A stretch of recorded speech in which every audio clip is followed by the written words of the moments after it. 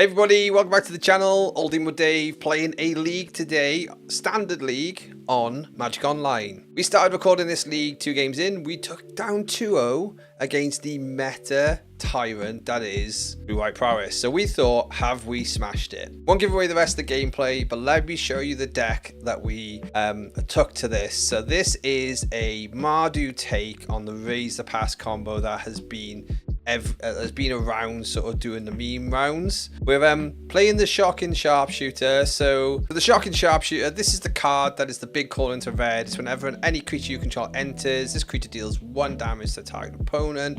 It's essentially impact tremors on a stick. Having this and all the effects such as Elias Encore, the Vengeful Bloodwitch, being able to give constant pressure against the opponent means that you could even get to a point where you've got them to near enough dead without a Raise the Past. The Raise the Past itself, bring all creatures with mana value 2 or less back from the graveyard, is something then which generally finishes off the game. We're also playing 3 of the Avenger of the Fallen. Now this card, in line with all the other cards, means that you could have 3 or 4 in the graveyard, and actually if drop this on 3, it's really hard to deal with against nowhere to run or cut down. And this is then attacking, but not just the 2 damage for the mobilize, which is usually 2 or 3. And then think about other synergies that are here. You've got Bartholomew, where you can then sack those tokens before the end step, so you get the +1/+1 counters. You got the Vengeful Bloodwitch, which will then do that Blood Artist effect.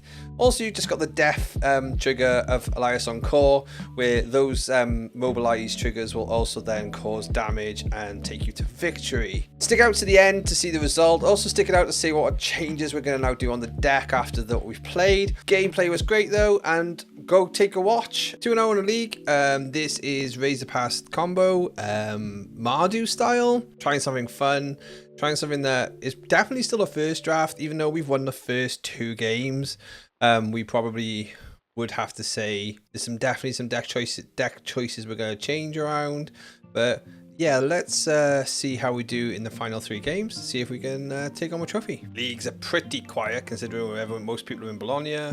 We win the dice roll, which is great with this deck. So we're looking to set up the combo. We've basically got all the pieces. We absolutely wouldn't want to do anything other than keep here. Definite keep, because we can just go Gorehound into Ellis. Things can die. Ultimately, we just want to niggle away. We want to niggle away until we can Raise the Past. Obviously, we have no idea where they're on yet. Blue makes this difficult. Also, we need to be wary of potential graveyard hate down the line. Then the Blood Gas are just for a bit more aggro. Seeing that this is blue-eye, I think we'll just go with Voice of Victory to start. This is going to help with the Sharpshooter. We really want a 3rd land, so we'll stick this in the graveyard. Worst case, we're coming down with a Shocking Sharpshooter on our side. Potentially Oculus then, for this to be the color combinations. Yeah, they got a Proft. That's fine. So that's good too. We will go with the Shocking Sharpshooter. We can potentially aggro this down. We'll keep this on top. The Sharpshooter is going to help us out here a lot. We'll save the targets. Keep this on top all times. We need the 3rd land. Get in for a bit. Tokens die. Again, you've got the Blood Witch in this deck, which would mean the tokens would gain extra synergy as well. Like, they haven't discarded an Oculus in time for turn 3, but they could obviously play Fear into land into Helping Hand. Could be the job. Steamcore Scholar is good. They're going to get quite a big character here. Big thing for us though is we're going to play Elcor into Infestation Sage. Get an absolute buttload of triggers, and hopefully do some really proactive scrying away, bailing away. 1 more damage. We don't need another one of those. We're gonna have the death triggers from the Voice of Victory stuff now as well. And a phaser might just be useful for me to keep in. Actually, no, we're on a really good plan to win here, so the backup of having Raised the Past if the board gets wiped is huge. So we go in with these. We don't let the Shocking Siren die. Yes, we're probably losing Voice of Victory here. We specifically want Raise the Past or land on top. So this will keep. Against Karameta, we're in a good spot, I think. This is going to hit for 6. The 2 are going to die. That means that they lose 2 from that. Now, unless they're like wiping the board, which they don't have. They don't have wiped the board in main deck. We have them down to 3 and should be pretty good. We shouldn't be too worried about graveyard hate. Ultimately, this is an Oculus deck. They like to play with their graveyard, so it's not rest in peace. We know this. But we do know it's probably Ghost Vacuum, so some hate for that. Here's the Oculus. Oh, Bloodghast has haste, which is great, but still, that's a tricky card. It's a tricky card for me to deal with here. Means they're not going to get in for lifelink. Means they're getting in for 7. Also means they get lifelink on the crackback too. A great pickup with the Shelter by Ghost. Marco, again, awesome. Oculus trigger. So, land into Fallen. It's not horrible here. They're going to lose 1. What they're going to hit us for in the air? Quite a bit, because they'll probably draw a load. We've got 4 creatures in the graveyard. We'd love to see raise the past here. We don't. Let's put it in our graveyard. So we're getting hit for quite a lot in the air. I think we just stand pat and hope they don't have it. Shelter by Ghost is a right dude. At the end of the day, they get to discard, which means they draw 2. Everything is pumped. Winterlight Stories would be a massive. They decided to go this route. 7, 6, a 12. We can't do a lot of blocking. We're just attacking with this. Raise the pass would be beautiful. Gone is still in. No. Undo. Because we don't want white, thank you. We want black. Load of creatures enter. Let's attack and let's just see how close it is. Then we can make some adjustments for game 2. Load of mobilized triggers.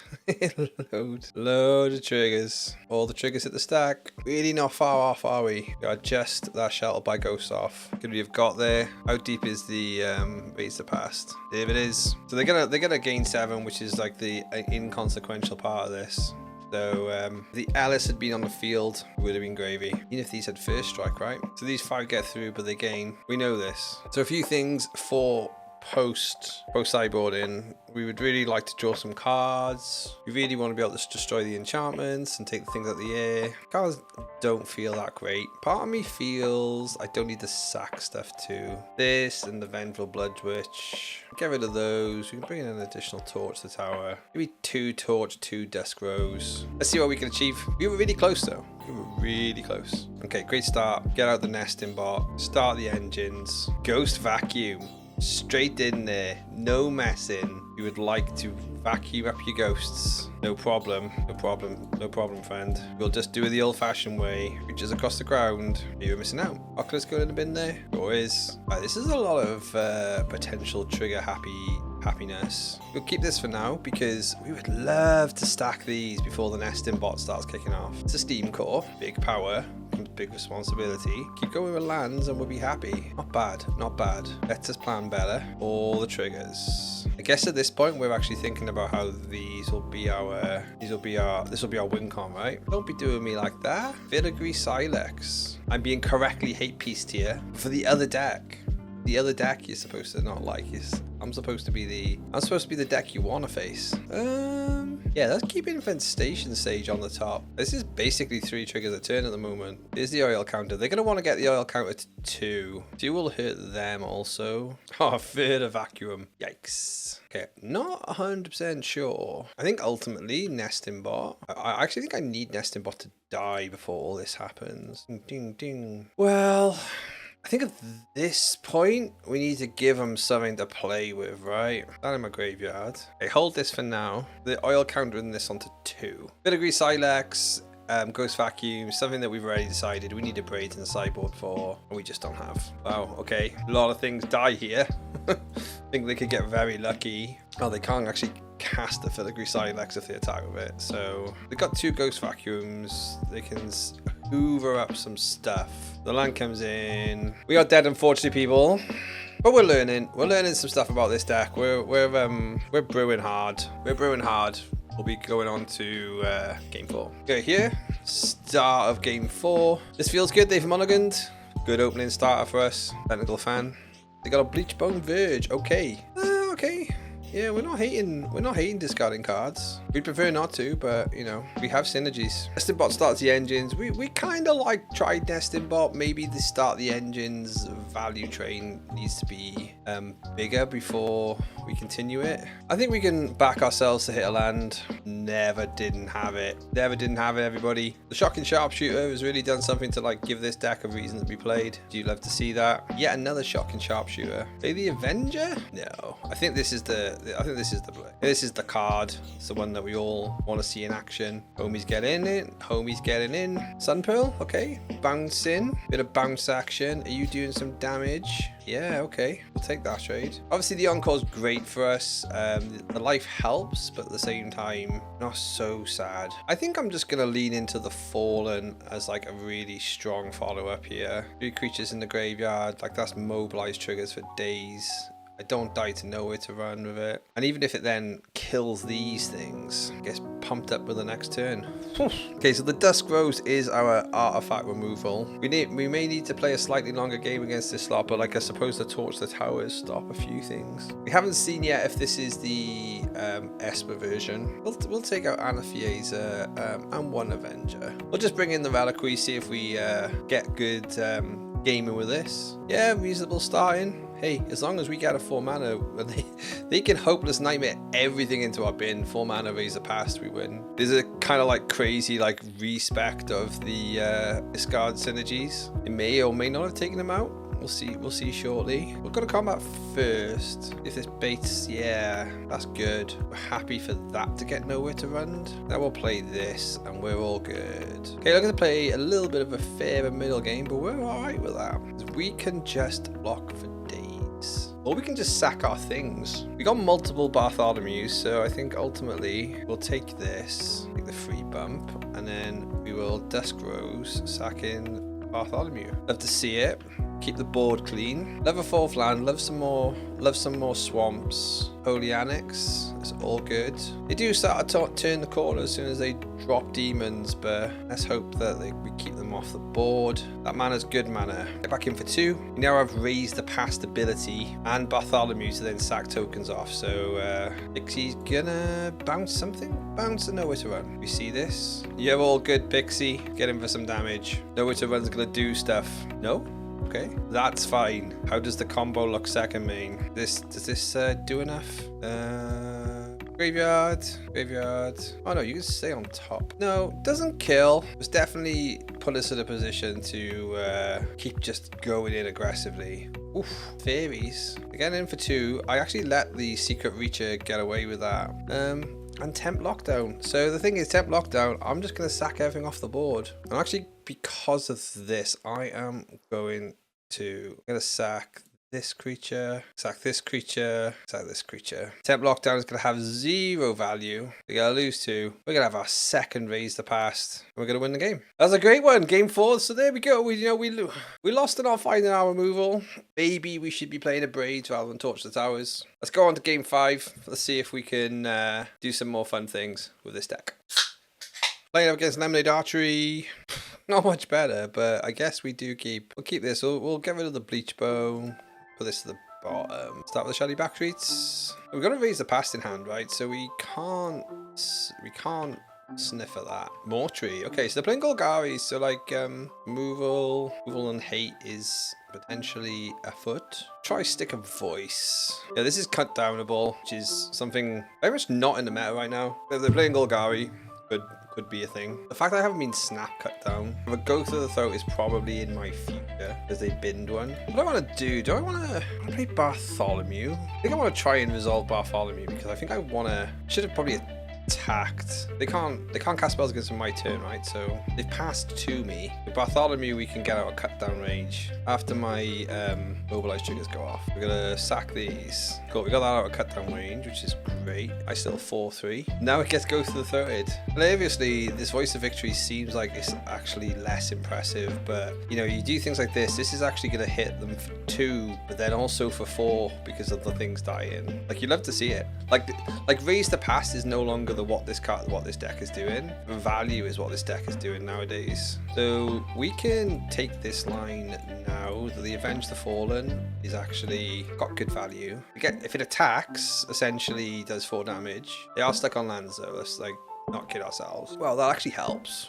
Helps a lot. So we're a mana off Ellis and Bloodghast. So I think we just go loads of triggers. A bit of a non-game. So we can't really sort of say too much about that one. I'd love to be more Yeah, look how great we are. Dusk Roses feels like it's coming in again. Anna Fraser, we just haven't cast a card, so maybe it's just not a card for this deck. And then I just wonder if Bloodbath Armory was great there. Do we need it? Take out a Bloodghast. The Avenge the Fallen seems like a great card as like the follow-up. Maybe a 3-of is perfect, and then they become an obvious switch out where the decks make sense. Dusk Rose deals with Ghost Vacuum. Destroy Evil deals with Rest in Peace. Duress. I'd argue I should have bought more Duresses in at different points. They've mulliganed, so I think we should here. Yeah, this is good. I just don't know what not to keep. Should we get rid of Nesting Bot? Dropping Cottage. Yeah, taking that side of the Mosswood Dread Knight is pretty optimal. Voice of Victory, once again, is a card that we think is going to serve us well. Keep this land. So the big thing we didn't get on record is the fact that this deck also beat the Is It Prowess Shell like comfortably twice. So like that aside, I think makes us really happy that the deck is going to be something to play around with in this matter. Cool, Sentinel. Do we just want to go? Gonna get 2 Snarling triggers. Maybe we're actually just on a bit of a value train. We'll get rid of the Nesting Bot. Oh, hello. Trigger hits the Nameless City. We go. We go in for damage, we get 4 in, leave this on the top. Yeah, this feels good. We play the Shocking Sharpshooter, we play the Shadowy Backstreet. We just genuinely don't care what happens to the board as long as it's not an Exile board wipe. And yeah, we win. So, okay, there's the Exile that we didn't want. So, in all fairness, we are being slowed down here. But we still get in for what, 5 next turn? The Mosswood Dread Knight's helping slow us down. Let's stick the Blood Witch in the next turn. We attack because the Raise the Pass becomes free. Oh, yikes. That's something we don't want to see when it happens. Infestation Sage. So the thing is, once you lose your enablers, I guess this deck starts to become a little bit more vulnerable. So we need to think about maybe looking at and working on a way to take away some of those vulnerabilities. I don't know. Having just that extra surveil is actually feeling like a positive thing here. Oh, great. We've learned a lot about the top of our deck. Childred. Okay. Right, everyone. Time to get blocked within an inch of our lives and have everybody come back and just enjoy it. What a top deck. Because they won't block the tokens. They won't block the tokens, please. Don't block the tokens. Yeah, what he's realizing is that you're gonna have to put like 9 power behind 9 power behind things that you don't really want to put 9 power behind. Here comes Raise the Past, and here comes a ton of triggers. Off we go. All damage resolving. Bloodghast can go in the bin for sure. Raise the Pass can just stay on the top. Because if for whatever reason we don't win this on this turn, always yielding. I'm saying put on top of library. Why is this sticking on me? User error completely indeed. Warrior tokens die. The Vendril Bloodrich does a little bit more damage. And at this point, I think we're good. We're good mainly because Razor Pass is just on the top anyway. So however way they regain life, they can't exile me with 3 mana. They can choke in my Asthma like everything, I think. Maelstrom Pulse. Yes, you destroy this. That's fine. Bloodwitch hits you. Can do any attacking, boys and girls? I don't think. Are we gonna go to attacks? Everybody's going in. Team is flying in. Blocks assigned. Big blocks coming in. Trying to think how to stay alive. Do have a Razor Pass in hand. They are tapped out. Lots of goodness triggers here. We go to 1. We go to 1. Guess what's about to happen? It's like a Mario combo 2.0. Mario is back in standard and GG's. We go 4-1. What a good league that was. So we went 4-1. Our loss was a bit of a wipeout where we didn't get the right removal suite in. Oculus is a great deck anyway, but we were just overpowered. But what are the changes that we think we can do? Taking a look at the main board, I don't think Anaphaser and Yielding Lineage did anything for us. Not too sure if we're going to slide something into the main board that we've got in the side, but we definitely think this card can come out. Looking at our sideboard threats, we didn't bring Duress in at any point, and not specifically Torch the Tower. Now, Torch the Tower still is really useful for the aggro meta, but we're thinking maybe a couple of Abrades coming in, and maybe going up to the 3rd Enduring Innocence. But when we want that more longer term game, it might just be better to have that, especially with the lifelink involved as well. Bloodghast were interesting, maybe something we're not fully sold on, so we can maybe move around with some of the weight-ins of the Voice of Victory, and the Bartholomews and the Ventral Bloodwitches. The Voice of Victory was a really impressive card in this whole setup, and we're going to probably almost certainly go up to 4 now with this to enable everything as we were. Cards we're considering, there's the 2 mana zombie from Ether Drift. that probably may make the cut. We'll give it a go in another run of this and do another video. But I think overall, this is a really fun deck to play that is got loads of triggers. So don't forget that if you're playing in paper. Really take your time. But really fits well into the meta right now. Graveyard Hate is not massively everywhere, so have it a go, try and trick some opponents, and enjoy Raising the Past. If you enjoyed this video, don't forget to like and subscribe. We do a lot of paper Magic and online league share for Magic Online. If you haven't seen my recent podcast with the battle charts as well, we've linked that up here in the corner. Just go take a watch. We talked about paper Magic and the UK scene. Thanks everybody else for watching, and we'll see you on the next one.